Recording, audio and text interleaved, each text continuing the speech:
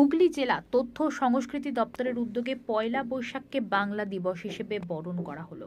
মঙ্গলবার বিকেলে চুঁচুড়া রবীন্দ্র ভবন সেজে উঠেছিল নববর্ষের সাজে। হুগলি চুঁচুড়া শহরের 16টি সাংস্কৃতিক দল সাংস্কৃতিক কর্মসূচিতে যোগ দেয়। সঙ্গীত, নৃত্য, আবৃত্তি দিয়ে সাজানো ছিল নববর্ষ বরণ অনুষ্ঠান।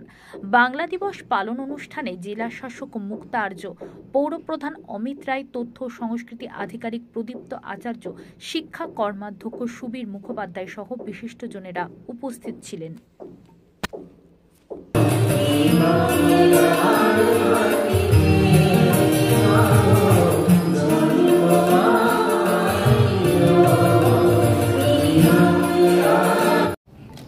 সারা বছর আমাদের সঙ্গে থাকুক, আমাদের শিক্ষায়, আমাদের সংস্কৃতিতে, আমাদের মানবিকতায়, আমাদের ভালোবাসায় আরো সাক্ষী থাকুক এই সবটুকু।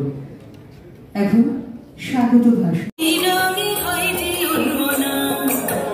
চৈত্রের হাত ধরে বৈশাখী আলপনা, মন পলাশি রঙে হয় যে